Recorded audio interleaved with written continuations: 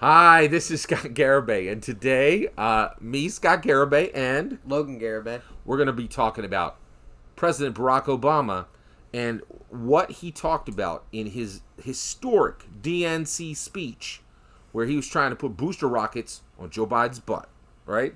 So what did he say in order to do that? So what we're going to talk about now is, this is a major part of his speech, our democracy at risk. So this is very important. He's obviously talking about Republicans and the Trump administration. And he's basically saying that what Trump has been doing is signs of a democracy at its end. And that we need to vote for Joe to rebuild what Trump basically wrecked. So, yeah.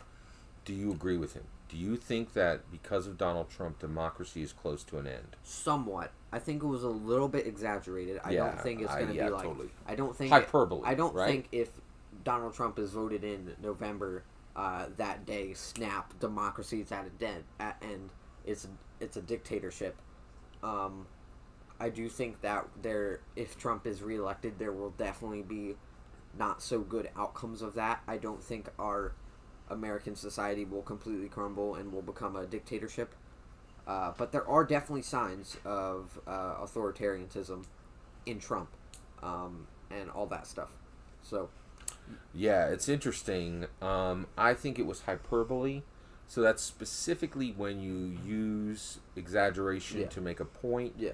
But I actually don't believe we're anywhere near the end of democracy. And the only reason why I think this is worth discussing is we have this issue of Twitter. You know, if you, I have been following Twitter. You have just started. I have Twitter, yeah, exactly.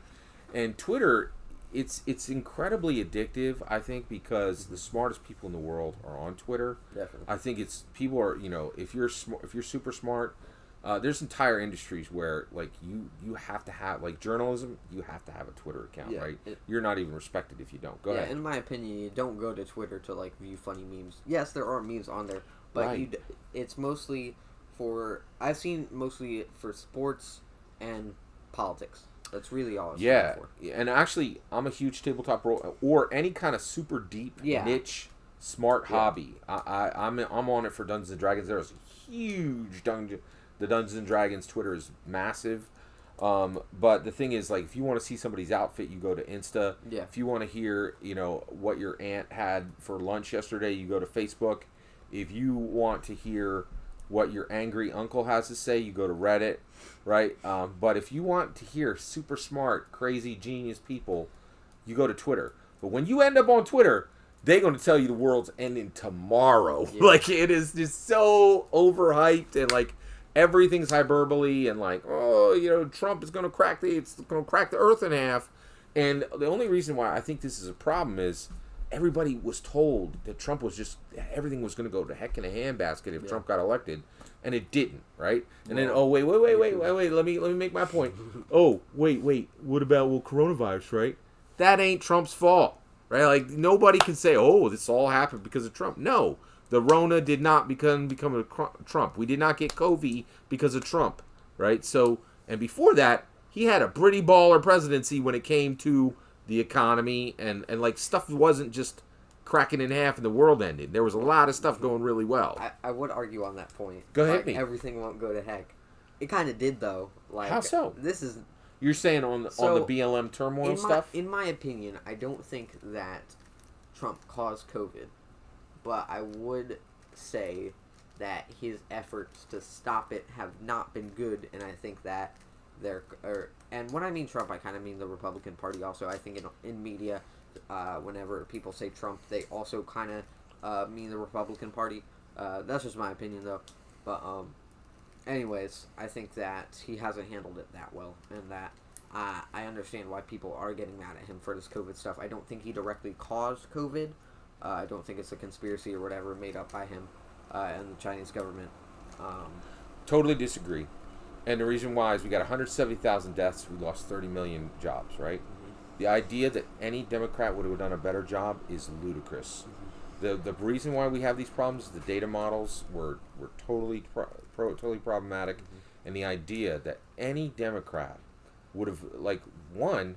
If we had a Democrat, the entire economy could have tanked, right? Yeah. So one of the things is we do have a problem now, but we got the money to handle it because America's straight out balling on the economy. We had some of the lowest unemployment ever, and the economy was through the freaking roof. And I'll tell you right now, if Hillary had come in 2016, I think the economy was skid to a gigantic halt, and people would have been eating beans over a flaming barrel, right? There's just the idea that a Democrat in the office would have made this COVID situation better seems ludicrous to me. You could argue about healthcare, but continue. So, I will hear you. Do you really think for 1 second that if Hillary had come in, well, first of all, if we had gotten a Hillary president, we would have been like the president's husband was spending time with a guy who just killed himself in jail? Well, wait, hold on. Yeah, yeah. So the idea that the world would have been better off with Hillary as a president seems ludicrous to me now. I will hear you. Go ahead. What do you... about the Bill Clinton stuff, I think is arguable because it is very arguable that Trump has done crazy worse stuff, in my opinion. You think so? Probably. 27 flights with that guy? There's 87 sexual assault reports on him. On Trump. Yes. I hear you. Yeah, so then you are saying, so for you it really is very partisan, and you're saying you kind of feel that Donald Trump and Bill Clinton are in the same boat. Kind of. Right? Yeah. There are a lot of similarities between them. They both had the same type of scandals during their office. To me, it seemed like Bill Clinton was very, very close with that person who air quotes, killed himself in a jail cell. Yeah. And it seemed like the links were a lot stronger between Bill Clinton and that well, I don't even want to use the word gentleman, and that person than with Trump personally. Yeah. In my opinion, I think Trump, I forget what it's called, but there's this I think it's like a political instance where I think it's called some dude's window. I forget, it's like Jeremy or whatever. But basically, it's sliding the rate of stuff. So say basically, Trump's ridiculousness has just made it okay for huge scandals to just fly over. But Bill Clinton started that. Bill Clinton paved the road. Well, no, Obama was okay. He didn't have that much scandals. Well, my point is the largest scandal we've had in 50 years easily was what happened with Bill Clinton and a young lady who worked for him. Mm-hmm. That happened. It became incredibly clear that Bill Clinton had lied to the American public. Mm-hmm. And then what came out, and then the Democrats were like, hey, we know this looks bad, but it's okay. Don't worry.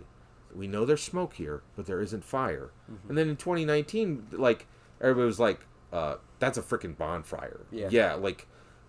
If we were upset about, people getting canceled with Me Too in 2016, Bill Clinton would have been at the front of the list, right? So when we talk about how Donald Trump has been able to deal with scandal, it's because Bill Clinton built a platform for scandal for the president. And the Democrats use their drills and their hammers on that platform. And they're listen, everybody, if you think that this is scandalous, you need to get very used to scandals with presidents.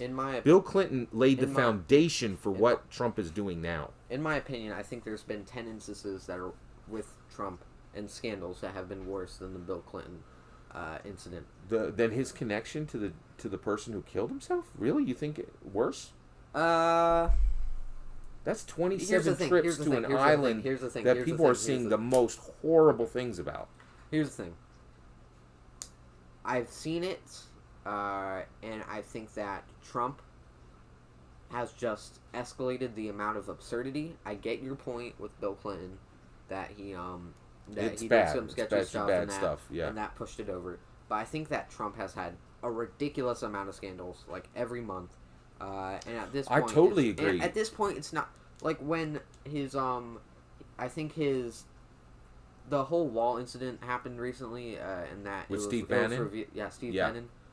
That would be huge. Nobody cares. Nobody it was cares. like Well, number but that's 8 what I'm on saying. trending on Twitter. Like Bill no one cares. Bill Clinton made sure that no one cares.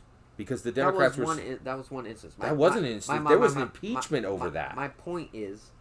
Do you understand he was impeached over that? Yeah, I know. My point is, I think that, yes, Bill Clinton had that instance, and yes, it was important, but like 4 years later, Obama was in. Obama did have controversies. Oh, nothing compared to either one of them. Yeah, and I think Trump is a little bit disconnected from him, in my opinion. I don't think they're the same. And actually, Obama had 0 scandals. Yeah, he had controversies, but he had 0 scandals. Yeah. The reason why I feel so strongly about this is, and I know you literally weren't alive, but what Bill Clinton did some terrible things in office, and then the entire Democrat Party said, you all as Americans need to realize that scandal is a part of normal presidency. So like, this is a highway. Donald Trump drives an SUV on a highway built and paved by Bill Clinton. In my opinion, I think that's not true. I think Trump really has escalated this whole scandal thing. I get your point that Bill Clinton did some messed up things.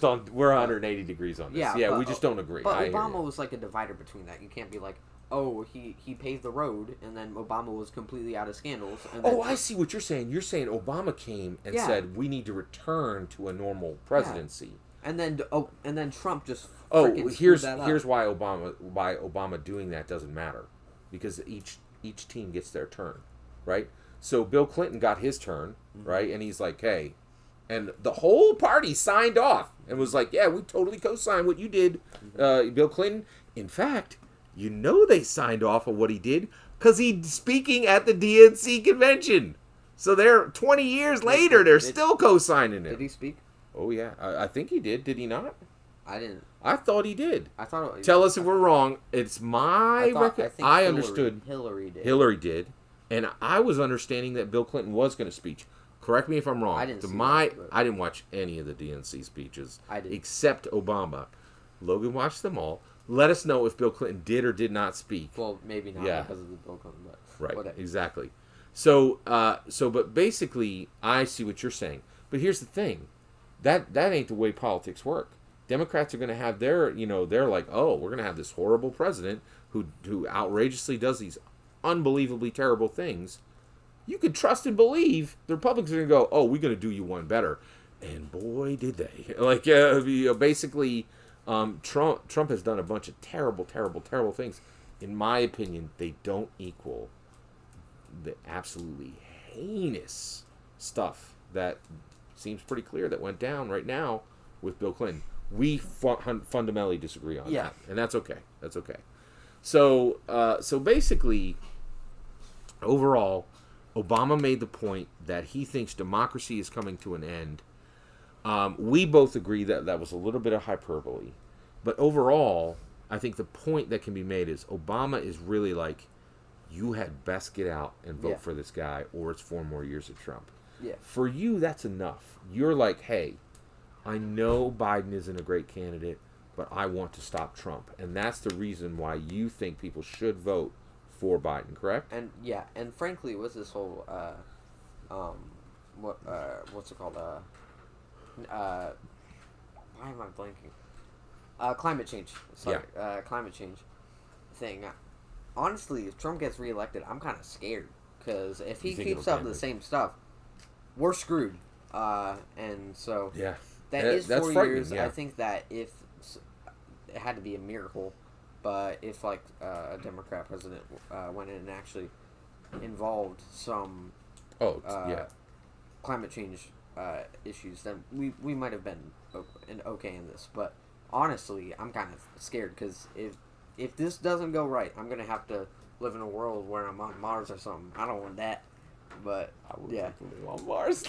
Actually, and honestly, I definitely understand where you're like, hey, let's get somebody better than Trump. For me, that's not enough. It's not enough to stop Trump. To me, if you don't believe in the candidate that you need to elect instead, you shouldn't vote for him. So we have different paths. Right in is right on. Right in Andrew Yang or whoever you believe is best. But Logan thinks... Go for Joe and vote. And yeah, get out there and vote. It's incredibly important. Thank you so much for letting us share these 180-degree ideas. Yep. And the other thing that we want to show today is we totally disagree on this. We're completely in disagreement. But we also want you guys to know you can 100% disagree on politics. You can still talk about it. It can still be fun. It's a good thought exercise. This is worth your time. Political commentary is worth your time. Thoughts about politics are worth your time. Discussion about politics are worth your time. We live in a world where we still care, right? And we want you to too. Please consider liking and subscribing and have a wonderful millennium.